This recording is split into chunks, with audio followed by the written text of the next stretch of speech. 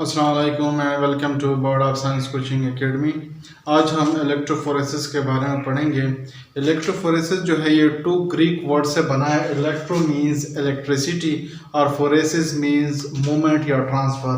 तो इस टेक्निक जो लेबॉर्ट्री टेक्निक है इसमें हम इलेक्ट्रिक फील्ड का इस्तेमाल करते हैं और जो चार्ज पार्टिकल है या आयंस है हम उसकी मूवमेंट देते हैं, उसको ट्रांसफ़र करते हैं toward the different electrode। तो डेफिनेशन की तरफ जाते हैं। Electrophoresis a laboratory technique used to separate charged particle। ये एक लेबॉर्ट्री टेक्निक है जिसमें जो चार्ज पार्टिकल्स हैं जिसपे या तो पॉजिटिव चार्ज होगा या नेगेटिव चार्ज होगा वो सेपरेट करते हैं, जैसा कि आरएनए हैं, डीएनए हैं, प्रोटीन्स हैं या दूसरे माइक्रोमॉलिक्यूल्स हैं जो कि चार्ज उस पर मौजूद होता है, उसको हम सेपरेट करते हैं on the basis of their size and charge. उसके साइज और चार्ज दोनों ये इसमें ज़रूरी है, साइज के बुनियाद पे और चार्ज की बुनियाद पे। Under the influence of electric field, electric field का हम इसमें इस्तेमाल करते हैं। इलेक्ट्रिक एनोड और कैथोड हम इसमें इस्तेमाल करते हैं, पॉजिटिव और नेगेटिव चार्ज हम इसमें इस्तेमाल करते हैं। तो इलेक्ट्रिक फील्ड की मौजूदगी में हम चार्ज पार्टिकल को सेपरेट करते हैं, जो लेबॉर्ट्री टेक्निक है इलेक्ट्रोफोरेसिस। जनरली हम इसको डीएनए, आरएनए या प्रोटीन और दूसरे मैक्रोमॉलिक्यूल को सेपरेट करने के लिए इस्तेमाल करते हैं। प्रिंसिपल क्या है इलेक्ट्रोफोरेसिस का? Migration of ion in an electric field, कि इलेक्ट्रिक फील्ड में जो आयंस है उसकी माइग्रेशन होती है।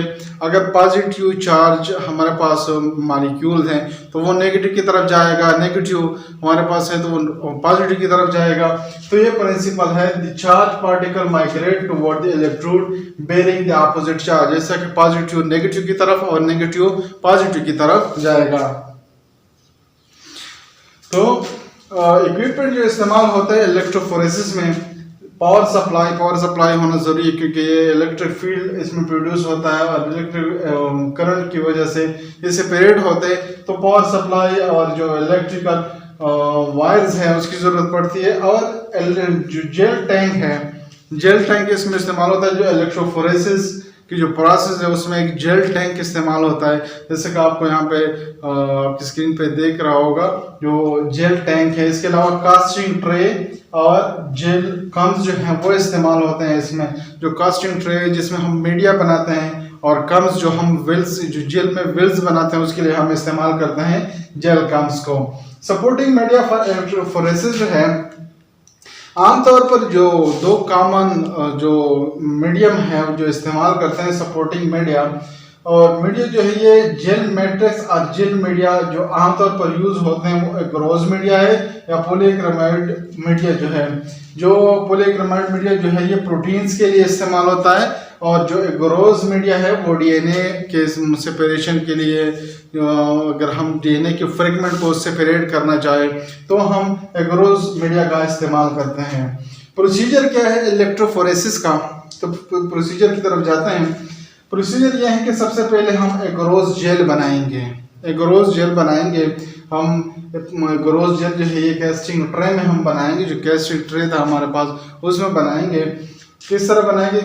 जो हमारे पास बफर सोल्यूशन है उसमें हम एग्रोज जेल जो है वो हम डालेंगे। जो एग्रोज पाउडर है वो इस्तेमाल करेंगे उसमें। एगर जो है ये एग्रोज जो है ये हम रेड एलजी से हासिल करते हैं, हम कंबाइन करते हैं। जो बफर सोल्यूशन है वो या तो ट्राइस एसीटेट होता है या ट्राइस बोरेट होता है। ये बफर सोल्यूशन जो दो इस्तेमाल होते हैं जेल इलेक्ट्रोफोरेसिस के प्रोसेस के दौरान, ट्राइस एसीटेट है या ट्राइस बोरेट इस्तेमाल होता है ड्यूरिंग इलेक्ट्रोफोरेसिस। और एग्रोज जो है ये इनसॉल्युबल है in room temperature. Room temperature पे जो एग्रोज जेल है वो इनसॉल्युबल है, वो सॉल्युबल नहीं है। तो उसको हम बॉयल करेंगे, बफर सॉल्यूशन में हम उसको बॉयल करेंगे। तो बॉयलिंग करने के बाद हम इसको कास्टिंग ट्रे में डालेंगे। जो एग्रोज जेल है हमारे पास उसको हम कास्टिंग ट्रे में डालेंगे और कम भी उसमें रखेंगे ताकि जो वेल्स हैं जेल के अंदर जो वेल्स है वो बने, जहाँ पे हम डीएनए को लोड करेंगे। डीएनए के हमारे सामने इसको लेके जाएंगे और कम जो है हम उसको इस तरह कास्टिंग ट्रे के अंदर इस तरह रखेंगे कि वो नीचे के सरफेस के साथ टच ना हो। सरफेस के नीचे सरफेस के साथ टच ना हो, जो कास्टिंग ट्रे है उसके सरफेस के साथ टच ना हो। और पर उसके बाद हम जो हमारे पास एगरोस जेल है वो डालेंगे कास्टिंग ट्रे के अंदर। नेक्स्ट है पोरिंग ऑफ जेल, जो है हमने पहले भी डिस्कस किया कि हम carefully pour the melted agarose जो है हम डालेंगे कास्टिंग ट्रे के अंदर, और इस तरह डालेंगे कि बबल्स ना आए, इसमें बबल्स ना बने। जो हम पोर करेंगे डालेंगे एगरोस जेल को कास्टिंग ट्रे के अंदर, तो ये ख्याल करें कि बबल्स वहाँ पे ना बने। तो जब एगरोस जेल जो है ये कूल हो जाए, कंप्लीटली कूल हो जाए, तो उसको ये लाइटर इन कलर हो जाएगा। उसके बाद जो कम्स है वो आप केयरफुली वहाँ से रिमूव करें कास्टिंग ट्रे से, और इसमें बफर इसको फिर हम रखेंगे जेल टैंक में। जो कास्टिंग ट्रे था हमारे पास, जो कास्टिंग ट्रे जिसमें हमने एगरोस जेल डाला हुआ था, एगरोस जेल कम्स भी इसमें, तो कम्स के रिमूव करने के बाद ये कास्टिंग ट्रे हम जेल टैंक के अंदर रखेंगे, और जेल टैंक में रखने के बाद हम इसमें बफर ऐड करेंगे। उसके बाद हम क्या करेंगे, प्रिपरेशन ऑफ सैंपल। जो हमारे पास सैंपल है जिसको हम सेपरेट करना चाह रहे हैं वो हम प्रिपेयर करेंगे। पहले जो हमारे पास मिक्सचर ऑफ डीएनए है उसको हम ऐड करेंगे with 6 smaller sample loading buffer के साथ। जो हमारे पास डीएनए फ्रेगमेंट है जिसको हम सेपरेट करना चाह रहे हैं, जिसको इलेक्ट्रोफोरेसिस के जरिए, वो डीएनए सैंपल जो है हम उसको 6 स्मॉलर सैंपल लोडिंग बफर के साथ हम इसको ऐड करेंगे। और ये 6 स्मॉलर सैंपल लोडिंग बफर जो है इसमें ब्रोमोफिनोल ब्लू और ग्लाइसिरोल शामिल होता है। ब्रोमोफिनोल ब्लू जो है ये कलर है जो कि हमें ये डीएनए के साथ अटैच होकर हमें जब इलेक्ट्रोफोरेसिस में हम रन करेंगे तो हमें डायरेक्शन ऑफ डीएनए हमें बताएगा। और ग्लाइसिरोल जो है हम वेट के लिए, ताकि वो जो बफर है और ये जो जेल है उसमें सिंक हो जाए, जो हमारा डीएनए है उसमें सिंक हो जाए, वो ऊपर फ्लोट ना करे और वो जेल के जरिए से पास हो। तो हम दो जो 6 स्मॉलर सैंपल लोडिंग बफर है उसमें ब्रोमोफिनोल ब्लू है और ग्लाइसिरोल दोनों का इस्तेमाल करेंगे। ब्रोमोफिनोल ब्लू फॉर कलर और ग्लाइसिरोल जो है हम वेट के लिए इस्तेमाल करेंगे। उसके बाद हम जो हमारा सैंपल है जो कि हमारा डीएनए और 6 स्मॉलर सैंपल लोडिंग बफर को कंबाइन किया है उसको हम लोड करेंगे इनसाइड दी जेल। जो कास्टिंग ट्रे में जो वेल्स बने थे कम्स की मौजूदगी में, कम्स हमने निकाले तो वहाँ पे वेल्स बने, तो उसमें हम लोड करेंगे with the help of pipette. जो है पिपेट के जरिए हम ये जो मिक्सचर है डीएनए का और 6 स्मॉलर सैंपल लोडिंग बफर जो है ये जो कंबाइन है वो हम पिपेट के जरिए लेंगे। और जो सिंक है जो वेल बने हैं कास्टिंग ट्रे में जो जेल है उसमें जो वेल्स बने उसके अंदर हम इसको लोड करेंगे विद हेल्प ऑफ पिपेट के जरिए। तो ये भी एक ख्याल रहे कि वो सिंक हो, कि वेल्स के अंदर जाए, वो जो हमारा सैंपल है वो वेल्स के अंदर बने, जो कि जो हमारे पास है जेल कम्स जिसके वजह से जो वेल्स बने उसके वेल्स के अंदर वो जाए। नेक्स्ट जो है हम रनिंग ऑफ इलेक्ट्रोफोरेसिस हम पावर सप्लाई करेंगे। जब पावर सप्लाई पॉजिटिव और नेगेटिव जब हम पावर सप्लाई करेंगे तो formation of bubbles from electrode, तो जब स्टार्ट होगा तो दोनों पॉजिटिव और नेगेटिव इलेक्ट्रोड जो वहाँ पे बबल्स बनना शुरू हो जाएंगे। The direction of bromophenol blue will be the direction of DNA. तो जो डीएनए की डायरेक्शन होगी वो ही ब्रोमोफिनोल ब्लू की डायरेक्शन होगी। मतलब जो यहाँ पे जिस साइड पे ब्लू कलर जाएगा वो वही साइड डीएनए की भी होगी।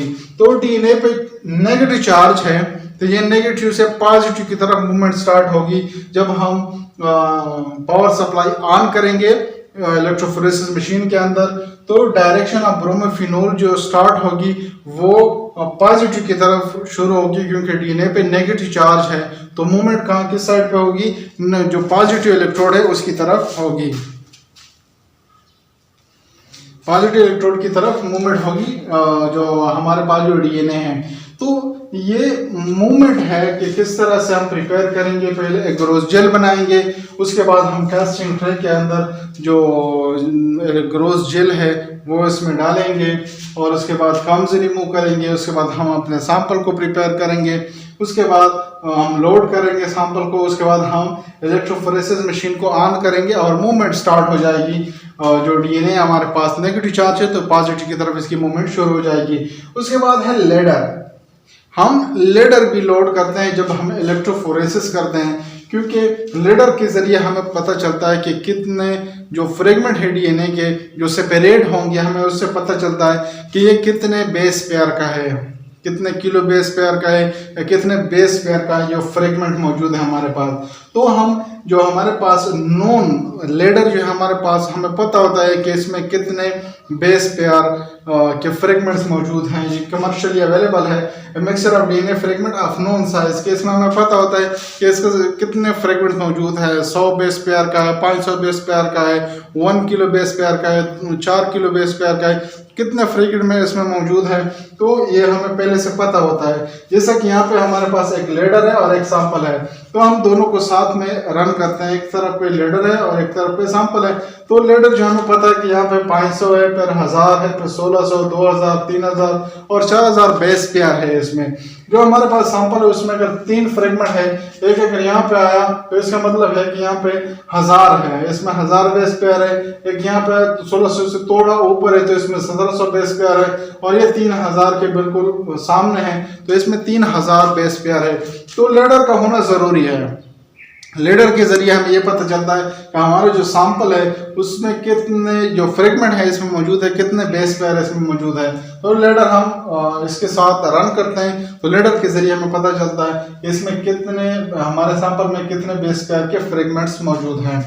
तो ये पूरा जो हमारे पास है इलेक्ट्रोफोरेसिस है डीएनए के लिए ने जो हमारे इफेक्ट ऑफ चेंजिंग इन जेन जो जेल कंसंट्रेशन है, जो एक ग्रोज जेल हम बनाते हैं उसकी कंसंट्रेशन जो डिपेंड करती है, किस तरह उस पर डिपेंड करती है कि ग्रोज जेल कंसंट्रेशन जो है अगर हाई कंसंट्रेशन है ग्रोज जेल की तो smaller DNA fragment clearly separate होंगे। अगर ग्रोज जेल की कंसंट्रेशन ज़्यादा होगी तो जो पोर्स हैं वो छोटे छोटे होंगे और छोटे जो डीएनए के स्मॉल फ्रेगमेंट है वो आसानी से गुजर सकेंगे, और जो लार्जर फ्रेगमेंट है वो तेजी से नहीं गुजर सकेंगे। तो स्मॉलर जो फ्रेगमेंट है वो आसानी से गुजर सकते हैं और जल्दी सेपरेट होंगे। और लो कंसंट्रेशन अगर हो तो जो पोर्स होंगे वो लार्जर होंगे, तो लार्ज जो हमारे पास फ्रेगमेंट होंगे वो आसानी से सेपरेट होंगे जब low concentration of agarose gel होगी।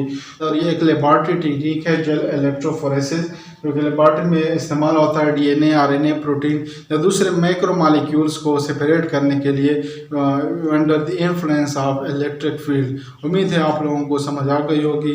कोई क्वेश्चन हो तो कमेंट सेक्शन में पूछ सकते हैं। Thank you.